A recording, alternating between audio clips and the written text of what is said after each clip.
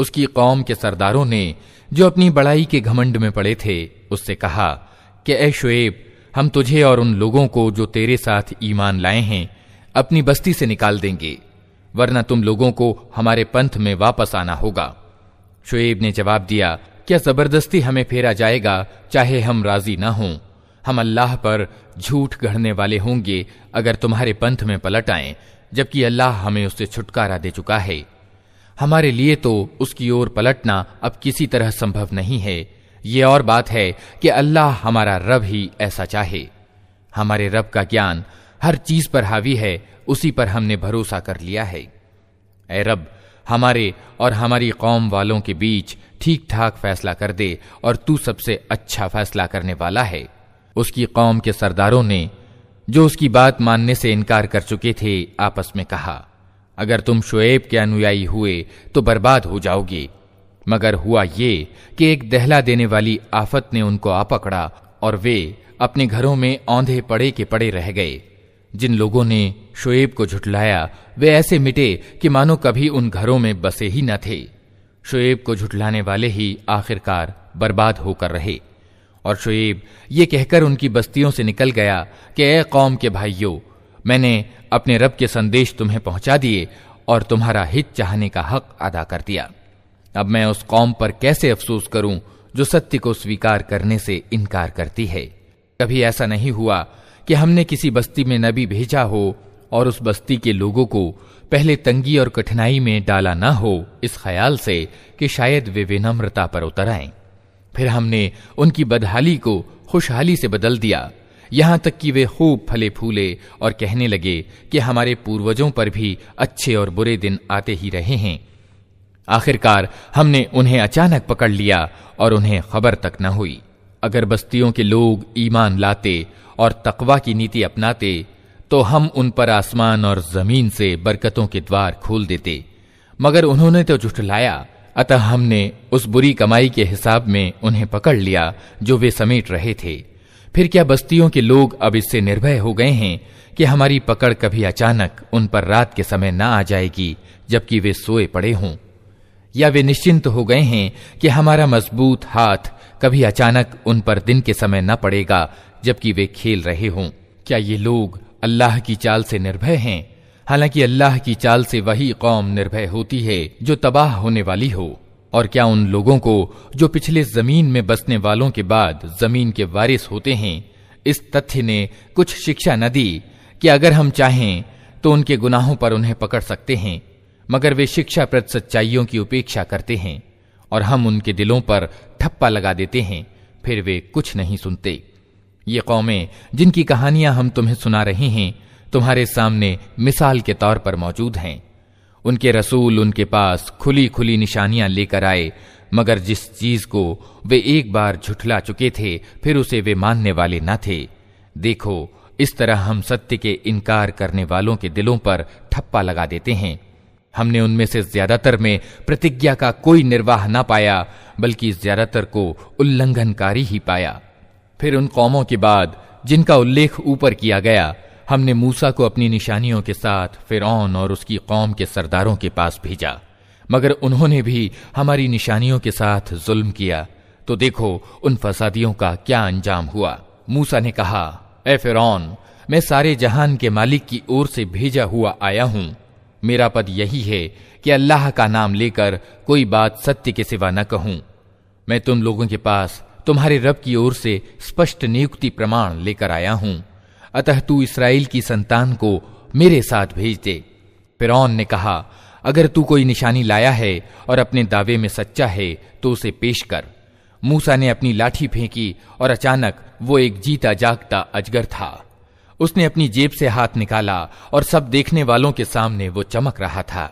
इस पर फिरौन की कौम के सरदारों ने आपस में कहा कि यकीनन ये आदमी बड़ा माहिर जादूगर है, तुम्हें तुम्हारी जमीन से बेदखल करना चाहता है।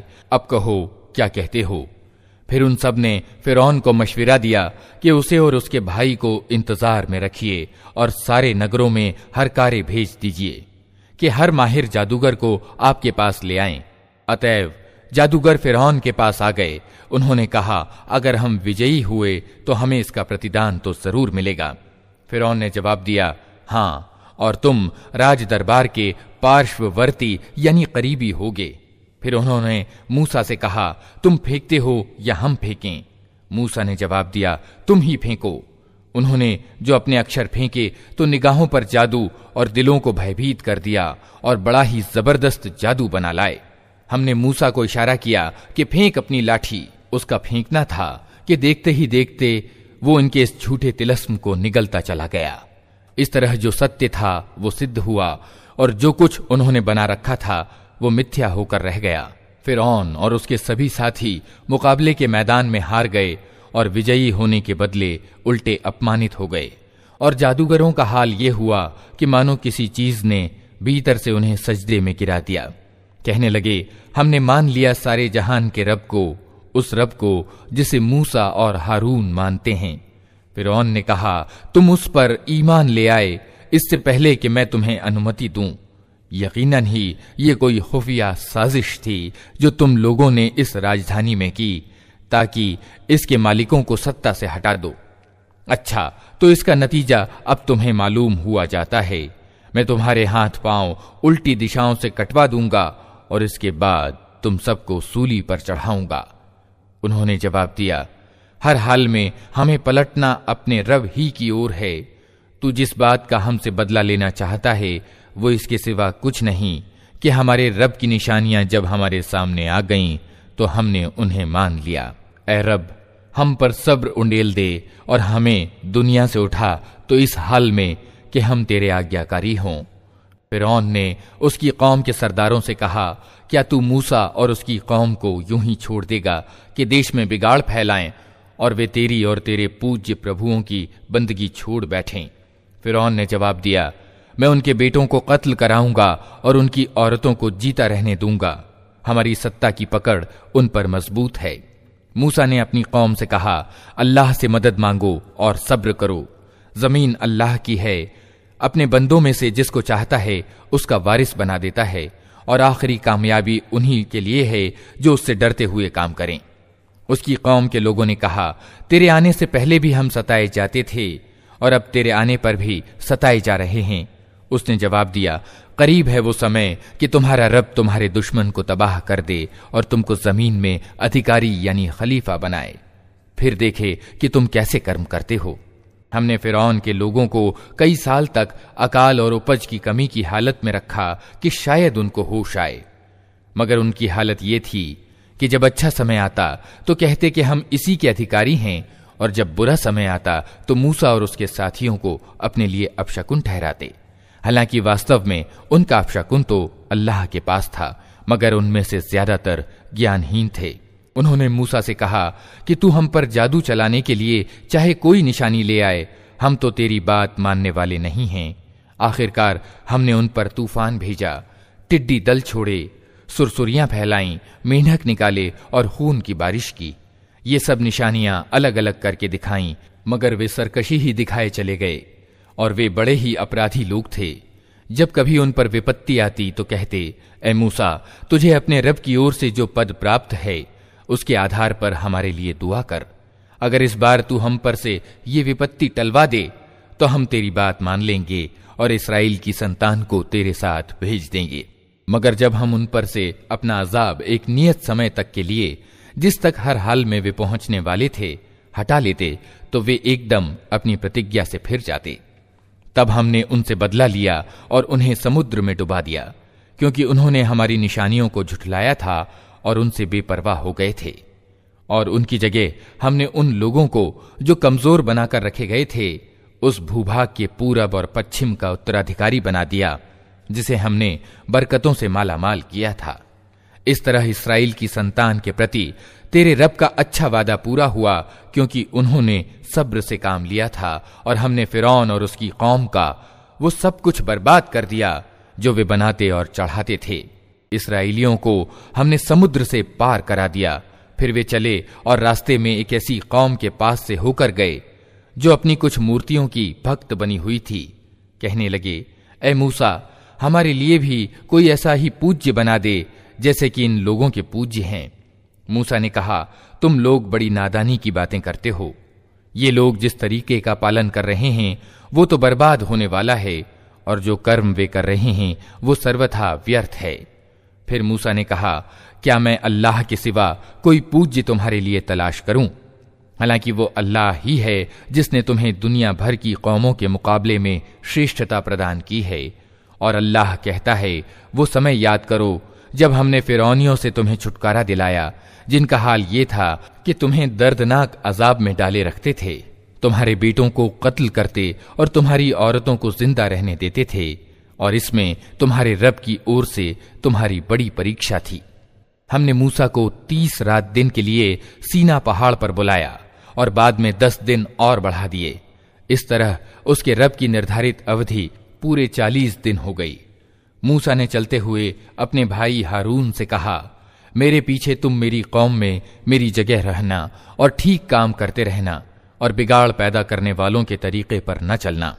जब वो हमारे निश्चित किए हुए समय पर पहुंचा और उसके रब ने उससे बातचीत की, तो उसने प्रार्थना की कि ए रब, मुझे देखने की शक्ति दे कि मैं तुझे देखूं। कहा, तू मुझे नहीं देख सकता, हां तनिक सामने के पहाड़ की ओर देख। अगर वो अपनी जगह स्थिर रह जाए तो अलबत्ता तू मुझे देख सकेगा। तो उसका रब जब पहाड़ पर आलोकित हुआ तो उसे चकनाचूर कर दिया और मूसा मूर्छित होकर गिर पड़ा। जब होश में आया तो बोला, पाक है तेरी जात, मैं तेरे सामने तौबा करता हूं और सबसे पहले ईमान लाने वाला मैं हूं। कहा, ए मूसा, मैंने सब लोगों के मुकाबले में तुझे प्राथमिकता देकर तुझे चुना कि मेरी पैगंबरी करे और मुझसे बातचीत करे। अतः जो कुछ मैं तुझे दूं उसे ले और कृतज्ञता दिखा। इसके बाद हमने मूसा को जीवन के प्रत्येक क्षेत्र के बारे में नसीहत और हर पहलू से संबंधित आदेश स्पष्ट आदेश पट्टिकाओं पर लिख कर दे दिया और उससे कहा, इन आदेशों को मजबूत हाथों से संभाल और अपनी कौम को हुक्म दे कि उनके उत्तम आशय का अनुपालन करें। जल्द ही मैं तुम्हें अवज्ञाकारियों के घर दिखाऊंगा। मैं अपनी निशानियों से उन लोगों की निगाहें फेर दूंगा जो नाहक जमीन में बड़े बनते हैं। वे चाहे कोई निशानी देख लें, कभी उस पर ईमान नहीं लाएंगे। अगर सीधा मार्ग उनके सामने आए तो उसे अपनाएंगे नहीं, और अगर टेढ़ा मार्ग दिखाई दे तो उस पर चल पड़ेंगे, इसलिए कि उन्होंने हमारी निशानियों को झुठलाया और उनसे बेपरवाही करते रहे। हमारी निशानियों को जिस किसी ने झुठलाया और आखिरत की पेशी का इनकार किया, उसका सारा किया धरा अकारथ गया। क्या लोग इसके सिवा कुछ और बदला पा सकते हैं कि जैसा करें वैसा भरें? मूसा के पीछे उसकी कौम के लोगों ने अपने जेवरों से एक बछड़े का पुतला बनाया जिसमें से बैल की सी आवाज निकलती थी। क्या उन्हें दिखाई न देता था कि वो न उनसे बोलता है, न किसी मामले में उनका मार्गदर्शन करता है? मगर फिर भी उन्होंने उसे पूज्य बना लिया और वे बड़े जालिम थे। फिर जब उनके धोखा खाने का भ्रम टूट गया और उन्होंने देख लिया कि वास्तव में वे पथभ्रष्ट हो गए हैं, तो कहने लगे कि अगर हमारे रब ने हम पर दया न की और हमें माफ न किया तो हम तबाह हो जाएंगे। उधर से मूसा क्रोध और दुख से भरा हुआ अपनी कौम की ओर पलटा। आते ही उसने कहा, बहुत बुरा उत्तराधिकार निभाया तुम लोगों ने मेरे पीछे।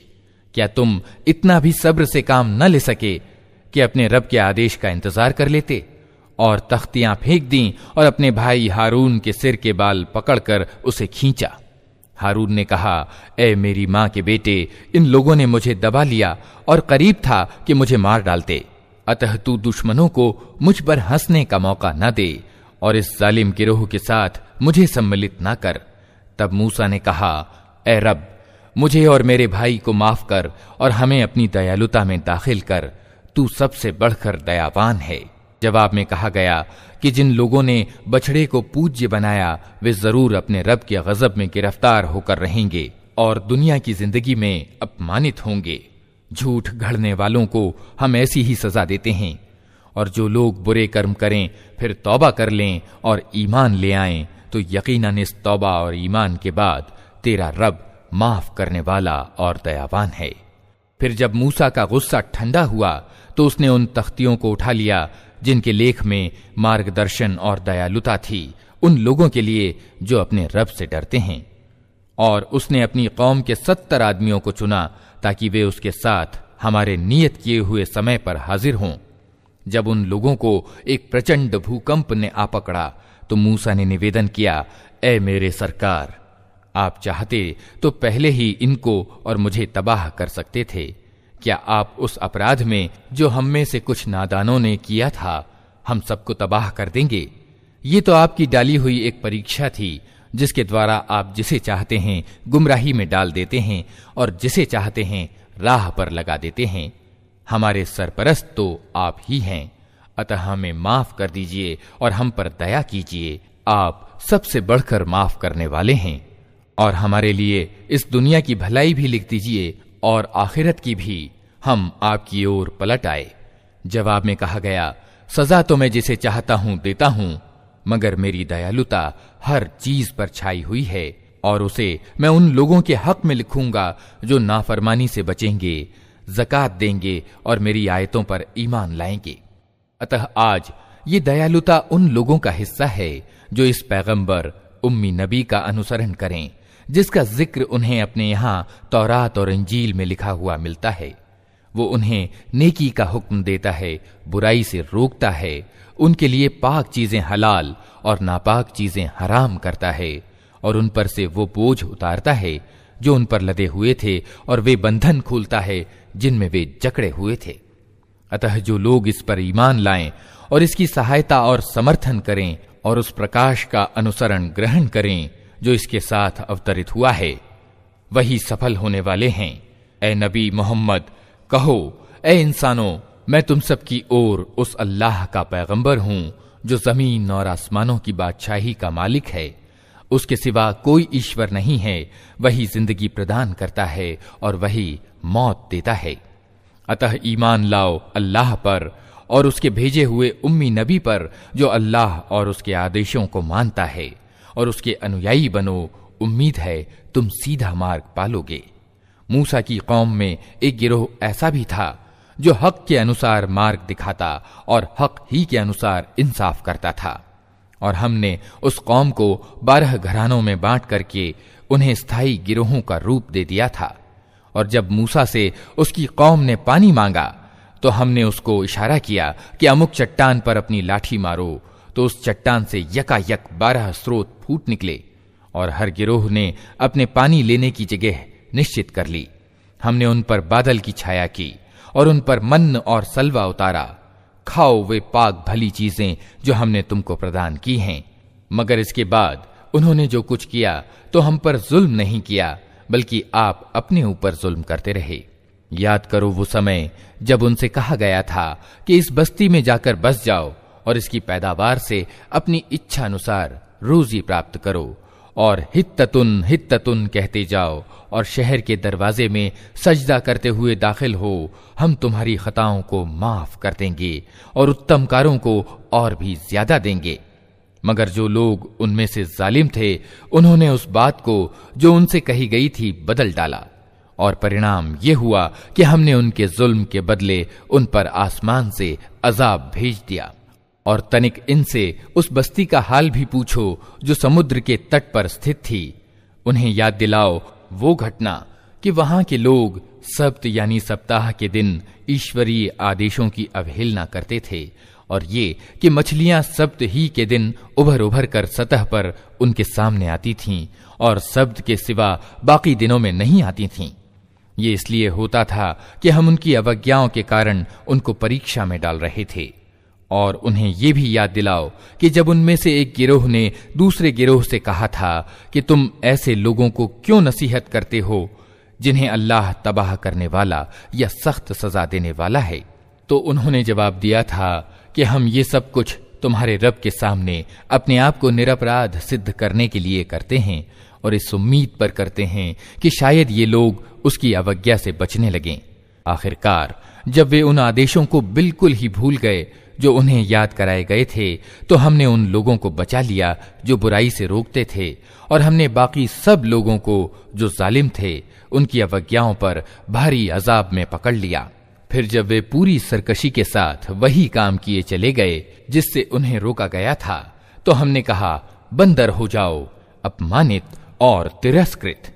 और याद करो जबकि तुम्हारे रब ने घोषणा कर दी कि वो क़यामत के दिन तक लगातार ऐसे लोग इसराइलियों पर नियुक्त करता रहेगा जो इनको बहुत ही भारी अजाब देंगे। यकीनन तुम्हारा रब सजा देने में जल्दी करता है और यकीनन ही वो माफी और दया से भी काम लेने वाला है। हमने इनको जमीन में टुकड़े टुकड़े करके बहुत सी कौमों में बांट दिया। कुछ लोग इनमें नेक थे और कुछ इसके विपरीत, और हम इनको अच्छी और बुरी परिस्थितियों से परीक्षा में डालते रहे कि शायद ये पलट आएं। फिर अगली नस्लों के बाद ऐसे अयोग्य लोगों ने इनका स्थान लिया जो ईश्वरीय ग्रंथ के उत्तराधिकारी होकर इसी अधम संसार के लाभ समेटते हैं और कह देते हैं कि उम्मीद है हमें माफ कर दिया जाएगा। और अगर वही दुनिया की तुच्छ चीजें सामने आती हैं तो फिर लपक कर उसे ले लेते हैं। क्या इनसे किताब की प्रतिज्ञा नहीं कराई जा चुकी है कि अल्लाह के नाम पर वही बात कहें जो सत्य हो, और ये खुद पढ़ चुके हैं जो किताब में लिखा है। आखिरत का निवास स्थान तो अल्लाह का डर रखने वालों के लिए ही बेहतर है। क्या तुम इतनी सी बात नहीं समझते? जो लोग किताब की पाबंदी करते हैं और जिन्होंने नमाज कायम कर रखी है, यकीनन ऐसे नेक चलन लोगों का किया धरा हम अकारथ नहीं करेंगे। इन्हें वो समय भी कुछ याद है जबकि हमने पहाड़ को हिलाकर इन पर इस तरह छा दिया था कि मानो वो छतरी है, और ये समझ रहे थे कि वो इन पर आ पड़ेगा। और उस समय हमने इनसे कहा था कि जो किताब हम तुम्हें दे रहे हैं उसे मजबूती के साथ थामो, और जो कुछ उसमें लिखा है उसे याद रखो। उम्मीद है कि तुम गलत चाल से बचे रहोगे। और ए नबी, लोगों को याद दिलाओ वो समय जबकि तुम्हारे रब ने आदम के बेटों की पीठों से उनकी नस्ल को निकाला था और उन्हें खुद उनके ऊपर गवाह बनाते हुए पूछा था, क्या मैं तुम्हारा रब नहीं हूं? उन्होंने कहा, जरूर आप ही हमारे रब हैं, हम इस पर गवाही देते हैं। ये हमने इसलिए किया कि कहीं तुम कयामत के दिन ये ना कह दो कि हम तो इस बात से बेखबर थे, या ये न कहने लगो कि शिर्क यानी बहुदेववाद का आरंभ तो हमारे बाप दादा ने हमसे पहले किया था और हम उसके पश्चात उनकी नस्ल से पैदा हुए। फिर क्या आप हमें उस अपराध में पकड़ते हैं जो गलत कार लोगों ने किया था? देखो, इस तरह हम निशानियां स्पष्ट रूप से पेश करते हैं और इसलिए करते हैं कि ये लोग पलट आएं। और ए नबी, इनके सामने उस व्यक्ति का हाल बयान करो जिसको हमने अपनी आयतों का ज्ञान प्रदान किया था, मगर वो उनकी पाबंदी से निकल भागा। आखिरकार शैतान उसके पीछे पड़ गया, यहां तक कि वो भटकने वालों में शामिल होकर रहा। अगर हम चाहते तो उसे उन आयतों के द्वारा उच्चता प्रदान करते, मगर वो तो जमीन ही की ओर झुक कर रह गया और अपनी वासना ही के पीछे पड़ा रहा। अतः उसकी हालत कुत्ते जैसी हो गई कि तुम उस पर आक्रमण करो तब भी जीभ लटकाए रहे, और उसे छोड़ दो तब भी जीभ लटकाए रहे। यही मिसाल है उन लोगों की जो हमारी आयतों को झुठलाते हैं। तुम ये किस्से इनको सुनाते रहो, शायद कि ये कुछ सोच विचार करें। बड़ी ही बुरी मिसाल है ऐसे लोगों की जिन्होंने हमारी आयतों को झुठलाया और वे अपने आप पर ही जुल्म करते रहे हैं। जिसे अल्लाह मार्ग दिखाए बस वही सीधा मार्ग पा सकता है, और जिसको अल्लाह अपने मार्गदर्शन से वंचित कर दे वही नाकाम व नामुराद होकर रहता है। और ये सत्य है कि बहुत से जिन्न और इंसान ऐसे हैं जिनको हमने जहन्नम ही के लिए पैदा किया है। उनके पास दिल हैं मगर वे उनसे सोचते नहीं, उनके पास आंखें हैं मगर वे उनसे देखते नहीं, उनके पास कान हैं मगर वे उनसे सुनते नहीं। वे जानवरों के समान हैं बल्कि उनसे भी ज्यादा गए गुजरे। ये वे लोग हैं जो गफलत में खोए हुए हैं। अल्लाह अच्छे नामों का अधिकारी है, उसको अच्छे ही नामों से पुकारो और उन लोगों को छोड़ दो जो उसके नाम रखने में सच्चाई से हट जाते हैं। जो कुछ वे करते हैं उसका बदला वे पाकर रहेंगे। हमारे पैदा किए हुए लोगों में से एक गिरोह ऐसा भी है जो ठीक ठीक हक के अनुसार मार्ग दिखाता और हक के अनुसार इंसाफ करता है। रहे वे लोग जिन्होंने हमारी आयतों को झुठला दिया है तो उन्हें हम क्रमशः ऐसे तरीके से तबाही की तरफ ले जाएंगे कि उन्हें खबर तक न होगी। मैं उनको ढील दे रहा हूं, मेरी चाल का कोई तोड़ नहीं है। और क्या इन लोगों ने कभी सोचा नहीं, इनके साथी पर पागलपन का कोई प्रभाव नहीं है। वो तो एक सावधान करने वाला है जो बुरा परिणाम सामने आने से पहले साफ साफ चेतावनी दे रहा है। क्या इन लोगों ने आसमान और जमीन की व्यवस्था एवं प्रबंध पर कभी विचार नहीं किया, और किसी चीज को भी जो अल्लाह ने पैदा की है आंखें खोलकर नहीं देखा? और क्या ये भी इन्होंने नहीं सोचा कि शायद इनकी जिंदगी की मोहलत पूरी होने का समय निकट आ लगा हो? फिर आखिर पैगंबर की इस चेतावनी के बाद और कौन सी बात ऐसी हो सकती है जिस पर ये ईमान लाएं? जिसको अल्लाह मार्गदर्शन से वंचित कर दे उसके लिए फिर कोई मार्गदर्शक नहीं है, और अल्लाह उन्हें उनकी सरकशी में ही भटकता हुआ छोड़ देता है। ये लोग तुमसे पूछते हैं कि आखिर वो क़यामत की घड़ी कब उतरेगी? कहो, उसका ज्ञान मेरे रब ही के पास है, उसे अपने समय पर वही प्रकट करेगा। आसमानों और जमीन में वो बड़ा कठिन समय होगा, वो तुम पर अचानक आ जाएगा। ये लोग उसके संबंध में तुमसे इस तरह पूछते हैं मानो तुम उसकी खोज में लगे हुए हो। कहो, उसका ज्ञान तो सिर्फ अल्लाह को है, मगर ज्यादातर लोग इस हकीकत से बेखबर हैं। ए नबी, उनसे कहो कि मुझे अपने आप के लिए किसी लाभ और हानि का अधिकार प्राप्त नहीं। अल्लाह ही जो कुछ चाहता है वो होता है, और अगर मुझे परोक्ष का ज्ञान होता तो मैं बहुत से लाभ अपने लिए प्राप्त कर लेता और मुझे कभी कोई हानि न पहुंचती। मैं तो सिर्फ एक सचेत करता और खुशखबरी सुनाने वाला हूं उन लोगों के लिए जो मेरी बात माने। वो अल्लाह ही है जिसने तुम्हें एक जान से पैदा किया और उसी की जाति से उसका जोड़ा बनाया ताकि उसके पास सुकून हासिल करे। फिर जब मर्द ने औरत को ढांक लिया तो उसे एक हल्का सा गर्भ रह गया, जिसे लिए लिए वो चलती फिरती रही। फिर जब वो बोझल हो गई तो दोनों ने मिलकर अल्लाह अपने रब से दुआ की कि अगर तूने हमको अच्छा सा बच्चा दिया तो हम तेरे कृतज्ञ होंगे। मगर जब अल्लाह ने उनको एक भला चंगा बच्चा दे दिया तो वो उसकी देन में दूसरों को उसका साझीदार ठहराने लगे। अल्लाह बहुत उच्च है उन शिर्क यानी बहुदेववाद की बातों से जो ये लोग करते हैं। कैसे नादान हैं ये लोग कि उनको अल्लाह का साझी ठहराते हैं जो किसी चीज को पैदा नहीं करते बल्कि खुद पैदा किए जाते हैं, जो न इनकी मदद कर सकते हैं और न खुद अपनी ही मदद की सामर्थ्य उन्हें प्राप्त है। अगर तुम उन्हें सीधी राह पर आने का निमंत्रण दो तो वे तुम्हारे पीछे न आए। तुम चाहे उन्हें पुकारो या चुप रहो, दोनों स्थितियों में तुम्हारे लिए समान ही रहे। तुम लोग अल्लाह को छोड़कर जिन्हें पुकारते हो वे तो सिर्फ बंदे हैं जैसे तुम बंदे हो। इनसे दुआएं मांग कर देखो, ये तुम्हारी दुआओं का जवाब दें अगर इनके बारे में तुम्हारे विचार सत्य हैं। क्या ये पांव रखते हैं कि उनसे चलें? क्या ये हाथ रखते हैं कि उनसे पकड़ें? क्या ये आंखें रखते हैं कि उनसे देखें? क्या ये कान रखते हैं कि उनसे सुनें? ए नबी, इनसे कहो कि बुला लो अपने ठहराए हुए साझीदारों को, फिर तुम सब मिलकर मेरे विरुद्ध उपाय करो और मुझे हरगिज मोहलत न दो।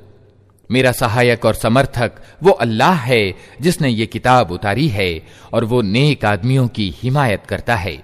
इसके विपरीत तुम जिन्हें अल्लाह को छोड़कर पुकारते हो वे न तुम्हारी मदद कर सकते हैं और न खुद अपनी ही मदद करने के योग्य हैं, बल्कि अगर तुम उन्हें सीधी राह पर आने के लिए कहो तो वे तुम्हारी बात सुन भी नहीं सकते। देखने में तुमको ऐसा दिख पड़ता है कि वे तुम्हारी ओर देख रहे हैं, मगर वास्तव में वे कुछ भी नहीं देखते। ए नबी, नरमी और माफ करने की नीति अपनाओ, भलाई के लिए कहते जाओ और जाहिलों से न उलझो। अगर कभी शैतान तुम्हें उकसाए तो अल्लाह की पनाह मांगो, वो सब कुछ सुनने वाला और जानने वाला है। वास्तव में जो लोग डर रखने वाले हैं उनका हाल तो ये होता है कि कभी शैतान के प्रभाव से कोई बुरा ख्याल अगर उन्हें छू भी जाता है तो फौरन चौकन्ने हो जाते हैं और फिर उन्हें साफ दिखाई देने लगता है कि उनके लिए उचित कार्य प्रणाली क्या है। रहे उनके अर्थात शैतानों के भाई बंधु तो वे उन्हें उनकी गुमराही में खींचे लिए चले जाते हैं और उन्हें भटकाने में कोई कमी नहीं करते। ए नबी, जब तुम इन लोगों के सामने कोई निशानी अर्थात चमत्कार प्रस्तुत नहीं करते तो ये कहते हैं कि तुमने अपने लिए कोई निशानी क्यों नहीं चुन ली। इनसे कहो, मैं तो सिर्फ उस प्रकाशना यानी वही का अनुसरण करता हूं जो मेरे रब ने मेरी ओर भेजी है। ये प्रतिभा यानी बसीरत के प्रकाश हैं तुम्हारे रब की ओर से, और मार्गदर्शन और दयालुता है उन लोगों के लिए जो इसे स्वीकार करें। जब कुरान तुम्हारे सामने पढ़ा जाए तो उसे ध्यान से सुनो और चुप रहो, शायद कि तुम पर भी कृपा हो जाए। ए नबी, अपने रब को सुबह और शाम याद किया करो, मन ही मन में गिड़गिड़ाते और डरते हुए, और जबान से भी हल्की आवाज के साथ। तुम उन लोगों में से न हो जाओ जो अचेत अवस्था यानी गफलत में पड़े हुए हैं। जिन फरिश्तों को तुम्हारे रब के यहां करीब होने का स्थान प्राप्त है, वे कभी अपनी बड़ाई के घमंड में आकर उसकी बंदगी और सेवा से मुंह नहीं मोड़ते, और उसका महिमा गान यानी तस्बीह करते हैं और उसके आगे झुके रहते हैं। अल्लाह के नाम से जो बड़ा ही मेहरबान और रहम करने वाला है। तुमसे लड़ाई में हासिल माल यानी अनफाल के बारे में पूछते हैं। कहो, लड़ाई में प्राप्त होने वाले ये माल तो अल्लाह और उसके रसूल के हैं, अतः तुम लोग अल्लाह से डरो और अपने आपस के संबंध ठीक करो, और अल्लाह और उसके रसूल की आज्ञा मानो अगर तुम ईमान वाले हो। सच्चे ईमान वाले तो वे लोग हैं जिनके दिल अल्लाह का जिक्र सुनकर कांप जाते हैं, और जब अल्लाह की आयतें उनके सामने पढ़ी जाती हैं तो उनका ईमान बढ़ जाता है, और वे अपने रब पर भरोसा रखते हैं। जो नमाज कायम करते हैं और जो कुछ हमने उनको दिया है उसमें से हमारे मार्ग में खर्च करते हैं, ऐसे ही लोग वास्तविक ईमान वाले हैं। उनके लिए उनके रब के पास बड़े दर्जे हैं, गलतियों की माफी है और उत्तम रोजी है। इस लड़ाई में हासिल माल के मामले में भी वैसी ही स्थिति सामने आ रही है जैसी उस समय सामने आई थी जबकि तेरा रब तुझे हक के साथ तेरे घर से निकाल लाया था, और ईमान वालों में से एक गिरोह को ये अप्रिय था। वे उस हक के विषय में तुझसे झगड़ रहे थे, हालांकि वो साफ साफ स्पष्ट हो चुका था। उनका हाल ये था कि वे मानो आंखों देखते मौत की ओर हांके जा रहे हैं। याद करो वो मौका जबकि अल्लाह तुमसे वादा कर रहा था कि दोनों गिरोहों में से एक तुम्हें मिल जाएगा। तुम चाहते थे कि कमजोर गिरोह तुम्हें मिले, मगर अल्लाह का इरादा ये था कि अपने वचनों से सत्य को सत्य कर दिखाए और अधर्मियों की जड़ काट दे, ताकि सत्य सत्य होकर रहे और असत्य असत्य होकर रह जाए, चाहे अपराधियों को ये कितना ही अप्रिय हो। और वो अवसर जबकि तुम अपने रब से फरियाद कर रहे थे। जवाब में उसने कहा कि मैं तुम्हारी सहायता के लिए लगातार 1000 फरिश्ते भेज रहा हूं। ये बात अल्लाह ने तुम्हें सिर्फ इसलिए बता दी कि तुम्हारे लिए शुभ सूचना हो और तुम्हारे दिल इससे संतुष्ट हो जाएं, वरना मदद तो जब भी होती है अल्लाह ही की ओर से होती है।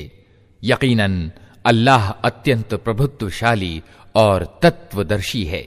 और वो समय जबकि अल्लाह अपनी ओर से ऊंघ के रूप में तुम्हें निश्चिंतता और निर्भयता के मनोभाव से ढक रहा था, और आसमान से तुम्हारे ऊपर पानी बरसा रहा था ताकि तुम्हें पाक करे और तुमसे शैतान की डाली हुई गंदगी दूर करे और तुम्हारी हिम्मत बंधाए और इसके द्वारा तुम्हारे कदम जमा दे। और वो समय जबकि तुम्हारा रब फरिश्तों को इशारा कर रहा था कि मैं तुम्हारे साथ हूं, तुम ईमान वालों को जमाए रखो, मैं अभी इन अधर्मियों के दिलों में रोब डाले देता हूं, अतः तुम उनकी गर्दनों पर आघात और जोड़ जोड़ पर चोट लगाओ। ये इसलिए कि उन लोगों ने अल्लाह और उसके रसूल का मुकाबला किया, और जो अल्लाह और उसके रसूल का मुकाबला करे अल्लाह उसके लिए अत्यंत कड़ी पकड़ करने वाला है। यह है तुम लोगों की सजा, अब इसका मजा चखो। और तुम्हें मालूम हो कि सत्य का इनकार करने वालों के लिए दोज़ख का अजाब है। ऐ लोगों जो ईमान लाए हो, जब तुम्हारा एक सेना के रूप में अधर्मियों से मुकाबला हो तो उनके मुकाबले में पीठ न फेरो। जिसने ऐसे अवसर पर पीठ फेरी, ये और बात है कि युद्ध चाल के रूप में ऐसा करे या किसी दूसरी सेना से जा मिलने के लिए, तो वो अल्लाह के गजब में घिर जाएगा। उसका ठिकाना जहन्नम होगा और वो पलटने की बहुत बुरी जगह है।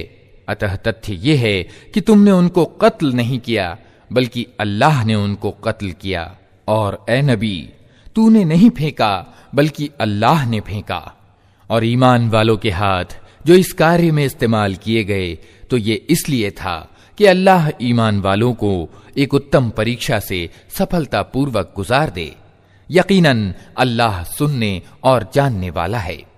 ये मामला तो तुम्हारे साथ है, और अधर्मियों के साथ मामला ये है कि अल्लाह उनकी चालों को कमजोर करने वाला है। उन अधर्मियों से कह दो, अगर तुम फैसला चाहते थे तो लो, फैसला तुम्हारे सामने आ गया, अब बाज आ जाओ, तुम्हारे ही लिए अच्छा है, वरना फिर पलटकर इसी मूर्खता को दोहराओगे तो हम भी यही सजा दोबारा देंगे, और तुम्हारा जत्था चाहे वो कितना ही ज्यादा हो तुम्हारे कुछ काम न आ सकेगा। अल्लाह ईमान वालों के साथ है। ऐ लोगो जो ईमान लाए हो, अल्लाह और उसके रसूल की आज्ञा का पालन करो और आदेश सुनने के बाद उससे मुंह न फेरो। उन लोगों की तरह न हो जाओ जिन्होंने कहा कि हमने सुना, हालांकि वे नहीं सुनते। यकीनन अल्लाह की दृष्टि में अत्यंत बुरे किस्म के जानवर वे बहरे गूंगे लोग हैं जो बुद्धि से काम नहीं लेते। अगर अल्लाह को मालूम होता कि उनमें कुछ भी भलाई है तो वो अवश्य उन्हें सुनने का सौभाग्य प्रदान करता, लेकिन भलाई के बिना अगर वो उनको सुनवाता तो वे कतराते हुए मुंह फेर जाते। ऐ लोगो जो ईमान लाए हो, अल्लाह और उसके रसूल की पुकार को आगे बढ़कर स्वीकार करो, जबकि रसूल तुम्हें उस चीज की ओर बुलाए जो तुम्हें जिंदगी प्रदान करने वाली है, और जान रखो कि अल्लाह आदमी और उसके दिल के बीच आड़ है और उसी की ओर तुम समेटे जाओगे। और बचो उस फितने से जिसकी शामत विशेष रूप से सिर्फ उन्हीं लोगों तक सीमित न रहेगी जिन्होंने तुम में से पाप किया हो, और जान रखो कि अल्लाह कड़ी सजा देने वाला है। याद करो वो समय जबकि तुम थोड़े थे, धरती में तुमको कमजोर समझा जाता था, तुम डरते रहते थे कि कहीं लोग तुम्हें मिटा न दें। फिर अल्लाह ने तुम्हें पनाह लेने का स्थान जुटाया, अपनी मदद से तुम्हारे हाथ मजबूत किए और तुम्हें अच्छी रोजी पहुंचाई, शायद कि तुम कृतज्ञ बनो। ऐ लोगो जो ईमान लाए हो, जानते बूझते अल्लाह और उसके रसूल के साथ विश्वासघात न करो और अपनी अमानतों में गद्दारी के दोषी न बनो, और जान रखो कि तुम्हारे माल और तुम्हारी औलाद वास्तव में परीक्षा सामग्री हैं और अल्लाह के पास बदला देने के लिए बहुत कुछ है। ऐ लोगो जो ईमान लाए हो, अगर तुम अल्लाह से डरने की नीति अपनाओगे तो अल्लाह तुम्हारे लिए कसौटी जुटा देगा और तुम्हारी बुराइयों को तुमसे दूर करेगा और तुम्हारी गलतियां माफ करेगा। अल्लाह बड़ा अनुग्राहक है। वो समय भी याद करने के योग्य है जबकि सत्य का इनकार करने वाले तेरे विरुद्ध उपाय सोच रहे थे कि तुझे बंदी बना लें या कत्ल कर डालें या देश निकाला दे दें। वे अपनी चालें चल रहे थे और अल्लाह अपनी चाल चल रहा था, और अल्लाह सबसे अच्छी चाल चलने वाला है। जब उनको हमारी आयतें सुनाई जाती थीं तो कहते थे कि हाँ, सुन लिया हमने, हम चाहें तो ऐसी ही बातें हम भी बना सकते हैं। ये तो वही पुरानी कहानियां हैं जो पहले से लोग कहते चले आ रहे हैं। और वो बात भी याद है जो उन्होंने कही थी कि ए अल्लाह, अगर ये वास्तव में सत्य है तेरी ओर से तो हम पर आसमान से पत्थर बरसा दे या कोई दर्दनाक अजाब हम पर ले आ। उस समय तो अल्लाह उन पर अजाब उतारने वाला न था जबकि तू उनके बीच मौजूद था, और न अल्लाह का ये नियम है कि लोग क्षमा याचना कर रहे हों और वो उनको अजाब दे दे। लेकिन अब क्यों न वो उन पर अजाब उतारे जबकि वे प्रतिष्ठित मस्जिद यानी काबा का रास्ता रोक रहे हैं, हालांकि वे उस मस्जिद के उचित व्यवस्थापक नहीं हैं। उसके उचित व्यवस्थापक तो सिर्फ डर रखने वाले लोग ही हो सकते हैं, मगर ज्यादातर लोग इस बात को नहीं जानते। अल्लाह के घर के पास उन लोगों की नमाज क्या होती है, बस सीटियां बजाते और तालियां पीटते हैं। अतः अब लो, उस अजाब का मजा चखो अपने उस सत्य के इनकार के बदले में जो तुम करते रहे हो। जिन लोगों ने सत्य को मानने से इनकार किया है वे अपने माल अल्लाह के मार्ग से रोकने के लिए खर्च कर रहे हैं और अभी और खर्च करते रहेंगे, मगर आखिरकार यही प्रयास उनके लिए पछतावे का कारण सिद्ध होंगे। फिर वे पराजित होंगे, फिर ये अधर्मी जहन्नम की ओर घेर लाए जाएंगे, ताकि अल्लाह गंदगी को पवित्रता से छांटकर अलग कर दे और हर प्रकार की गंदगी को मिलाकर इकट्ठा करे, फिर उस पुलिंदे को जहन्नम में झोंक दे। यही लोग असली दिवालिये हैं। ऐ नबी, इन अधर्मियों से कहो कि अगर अब भी बाज आ जाएं तो जो कुछ पहले हो चुका है उसे क्षमा कर दिया जाएगा, लेकिन अगर ये पुनः उसी पिछली नीति को अपनाएंगे तो विगत कौमों के साथ जो कुछ हो चुका है वो सबको मालूम है। ऐ लोगों जो ईमान लाए हो, इन अधर्मियों से युद्ध करो यहां तक कि फितना बाकी न रहे और धर्म पूरा का पूरा अल्लाह के लिए हो जाए। फिर अगर वे फितने से रुक जाएं तो उनके कर्मों का देखने वाला अल्लाह है, और अगर वे न माने तो जान रखो कि अल्लाह तुम्हारा संरक्षक है और वो सबसे अच्छा संरक्षक और सहायक है।